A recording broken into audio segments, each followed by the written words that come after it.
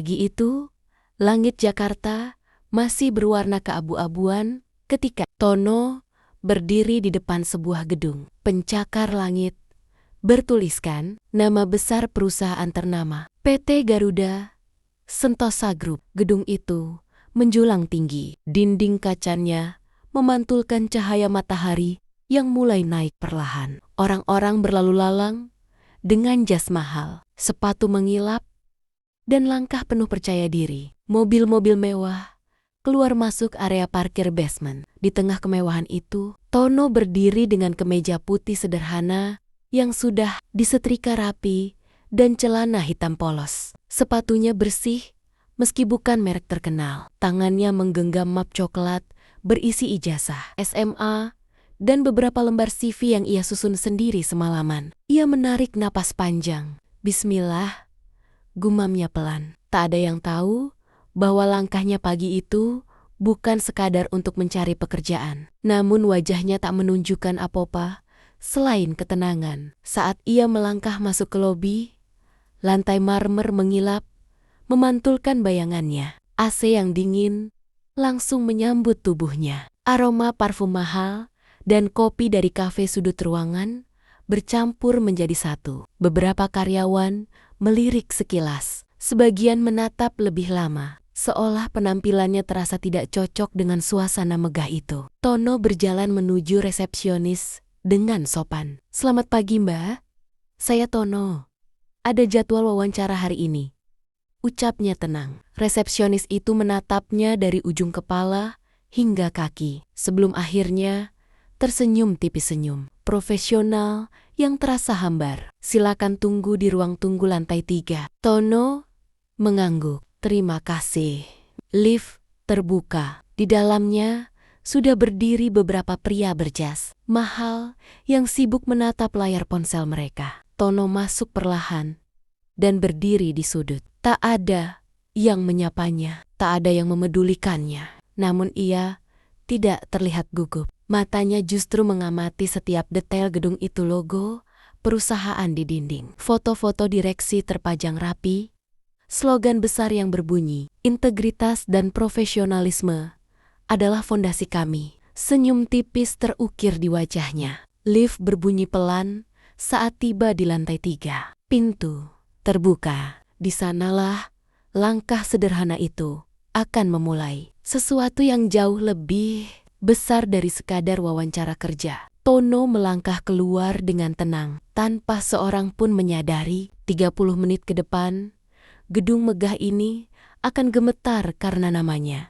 Ruang tunggu lantai 3 terlihat elegan dan modern. Sofa empuk berwarna abu-abu tersusun rapi menghadap meja kaca panjang. Di dinding terpajang foto-foto direksi PT Garuda Sentosa Group dengan senyum penuh wibawa. Tono melangkah masuk dengan tenang. Beberapa pelamar lain sudah duduk di sana. Jas rapi, sepatu kulit mengilap, jam tangan mahal yang sengaja sedikit ditonjolkan dari balik lengan kemeja. Map mereka terlihat tebal penuh, sertifikat dan gelar sarjana dari universitas ternama. Saat Tono duduk di salah satu sudut sofa, suasana mendadak terasa berbeda. Seorang pria berkacamata melirik map coklat tipis di tangannya. "Lamar posisi apa, Mas?" tanyanya dengan nada setengah penasaran, setengah meremehkan. "Staf operasional," jawab Tono singkat dan sopan. Pria itu tersenyum miring. "Oh, kirain minimal S1. Ya." Seorang wanita di sebelahnya ikut menimpali pelan, namun cukup terdengar. "Sekarang saingan makin nekat ya. SMA juga berani daftar." Beberapa orang terkekeh pelan. Tono mendengar semuanya. Setiap bisikan, setiap tawa kecil, setiap nada yang sengaja dipelankan, tapi diarahkan padanya. Namun, wajahnya tetap tenang. Ia hanya menunduk sebentar, membuka mapnya, memeriksa kembali berkas-berkasnya, seolah tak terjadi apa-apa. Di ujung ruangan, 2 karyawan perusahaan berdiri sambil berbisik. "Itu Pelama?" "Iya, kayaknya sederhana banget." "Yakin lolos administrasi?" Tono menatap ke arah dinding.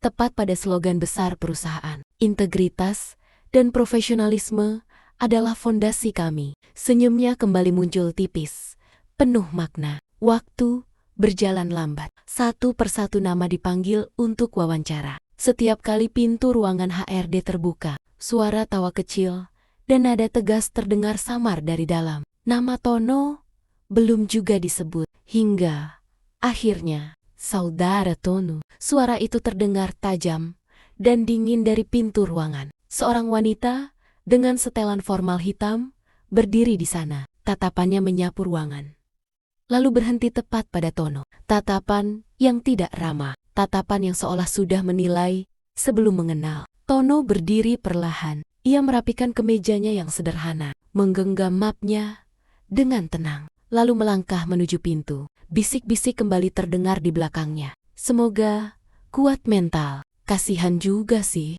Tono tidak menoleh. Langkahnya stabil, tanpa seorang pun sadar. Wanita HRD yang kini menatapnya dingin itu sebentar lagi akan menyesali caranya memandang seorang pemuda sederhana. Pintu ruangan tertutup pelan di belakang Tono. Ruangan itu luas dan tertata rapi. Meja kayu besar berdiri kokoh di tengah, dengan kursi empuk di belakangnya. Di dinding tergantung logo emas PT Garuda Sentosa Group, berkilau di bawah cahaya lampu putih yang terang. Di balik meja duduk seorang wanita berusia sekitar 30 tahun. Rambutnya tersisir rapi, blazer hitamnya pas di tubuh, dan tatapannya tajam, seperti sedang menilai sebuah barang, bukan manusia. Namanya tertera di papan kecil di meja. Rania Putri, HRD Manager. Tanpa senyum, tanpa sapaan hangat. "Silakan duduk," ucapnya datar. Tono duduk dengan tenang, punggungnya tegak, kedua tangannya memegang map coklat itu dengan sopan. Rania membuka CV milik Tono, alisnya perlahan terangkat. Hanya itu respons pertamanya. Ia membalik halaman perlahan, lalu berhenti cukup lama di bagian pendidikan. "SMA?"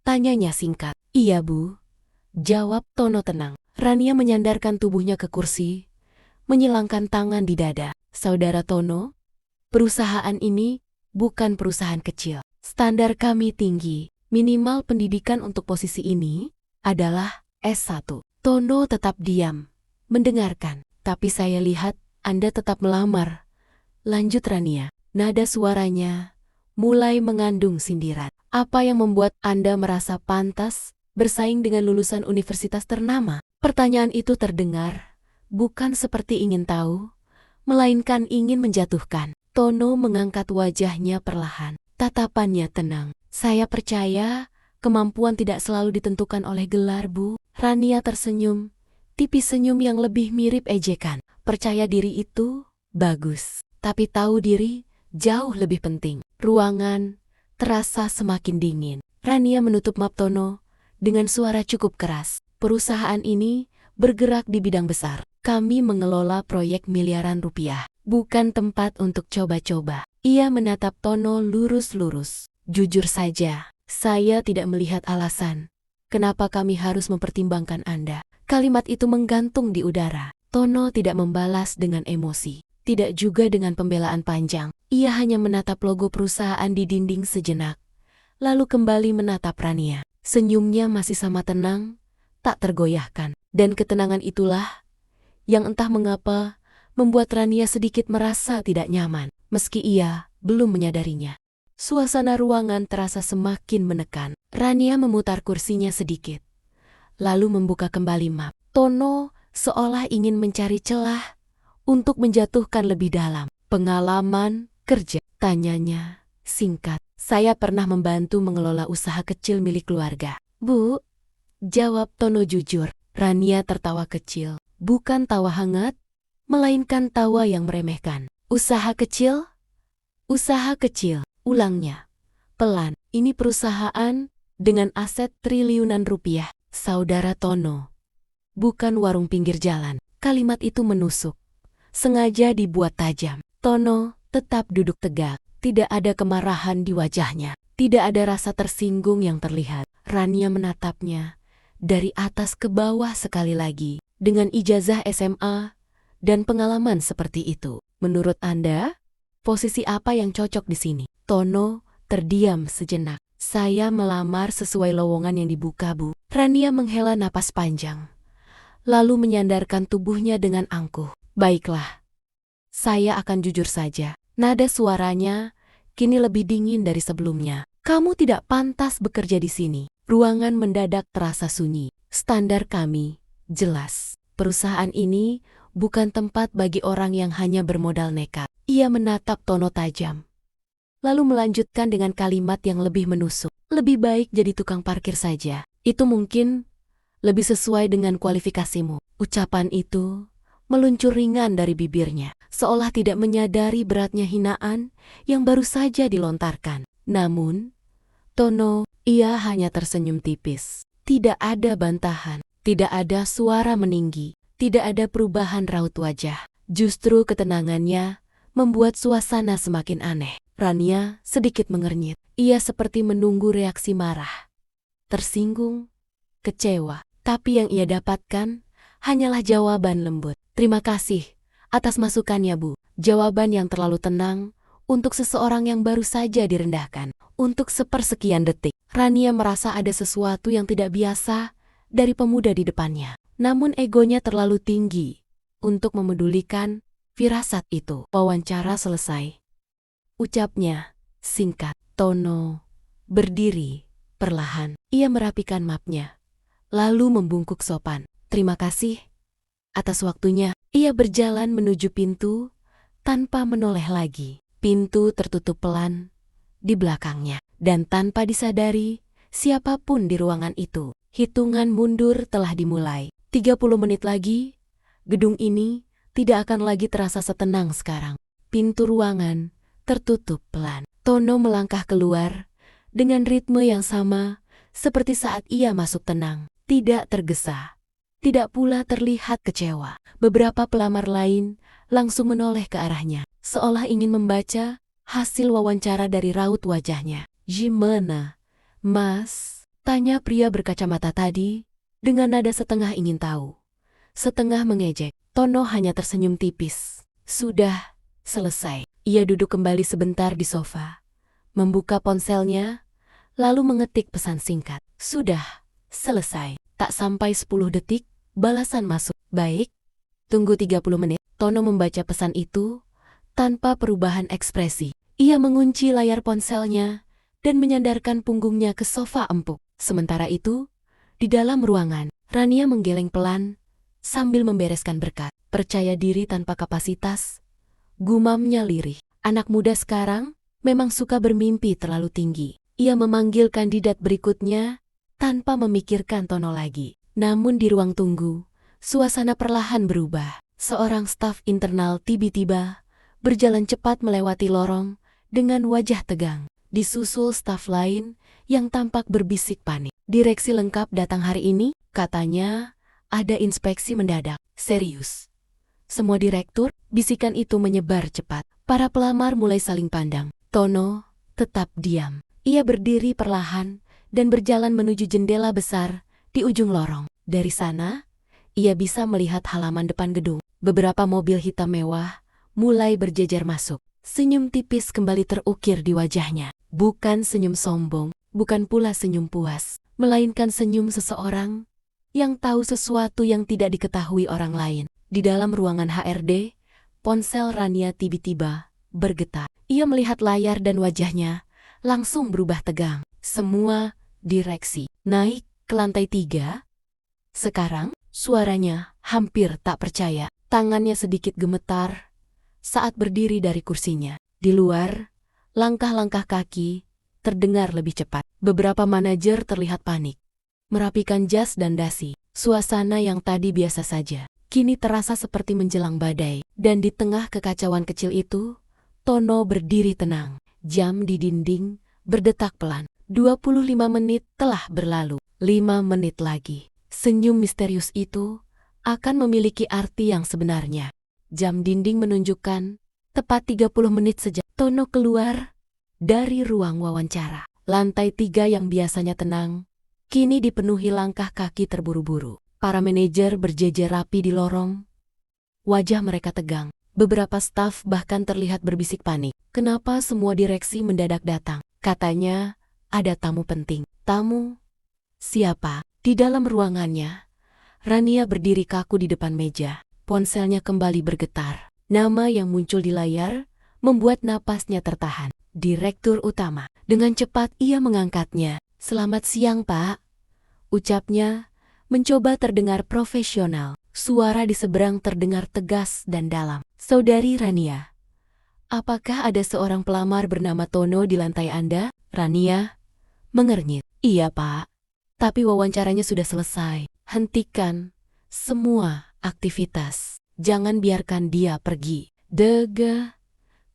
Jantung Rania berdegup lebih cepat. "Maaf, Pak, ada masalah?" Beberapa detik hening. Lalu kalimat itu terdengar jelas, berat, dan menggetarkan. "Itu bukan pelamar biasa. Itu pewaris utama perusahaan ini." Dunia seakan berhenti. Rania membeku. Pewaris? "Pak, benar. Putra tunggal pemilik mayoritas saham. Beliau datang tanpa pemberitahuan untuk melihat langsung proses rekrutmen. Kami sedang dalam perjalanan ke lantai 3. Pastikan dia diperlakukan dengan hormat." Telepon terputus. Tangan Rania perlahan turun. Wajahnya pucat pasif. Keringat dingin mulai muncul di pelipisnya. Pewaris, pemuda berijazah SMA itu, yang barusan ia hina, yang ia suruh jadi tukang parkir. Di luar ruangan, suara lift berbunyi. Ding.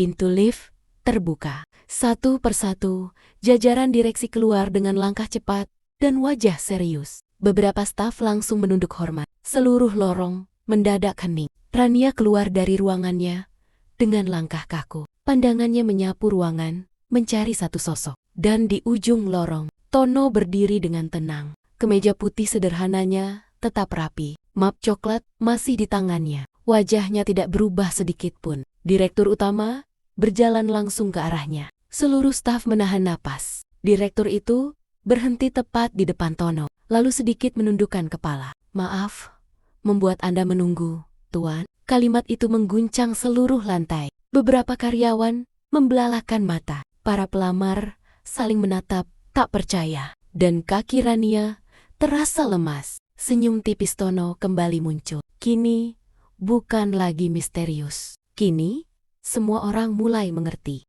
Lorong lantai 3 berubah menjadi sunyi yang mencekam. Semua mata tertuju pada satu titik Tono. Direktur utama berdiri tegak di hadapannya. Sementara jajaran direksi lain berbaris di belakang. Wajah mereka serius dan penuh hormat. Tidak ada senyum, tidak ada basa-basi. Para karyawan yang tadi berbisik kini menunduk. Beberapa bahkan menahan napas.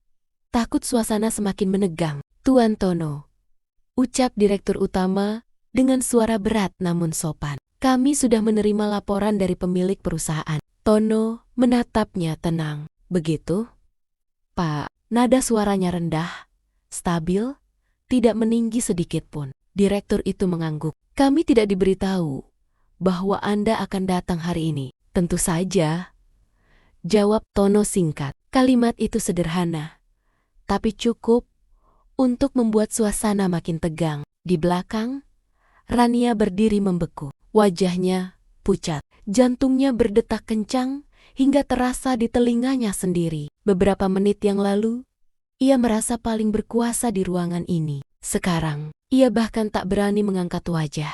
Direktur lain melangkah maju sedikit. "Kami mohon maaf jika ada ketidaknyamanan selama proses Anda di sini." Beberapa staf saling pandang. Kata maaf dari jajaran tertinggi perusahaan bukanlah hal biasa. Tono memandang sekelilingnya, ke arah para pelamar, ke arah para karyawan, ke arah logo besar perusahaan di dinding. Lalu tatapannya berhenti pada Rania. Tidak ada kemarahan di wajahnya. Justru ketenangan itu yang membuat Rania semakin gemetar. "Kami tidak menyangka Anda memilih datang sebagai pelamar biasa," lanjut direktur utama. "Hati-hati, saya hanya ingin melihat," jawab Tono pelan, "bagaimana perusahaan ini memperlakukan orang yang tidak memiliki gelar tinggi." Kalimat itu menggantung di udara, Seperti vonis, beberapa manajer menelan ludah. Suasana yang tadi penuh kesombongan, kini berubah menjadi ketakutan.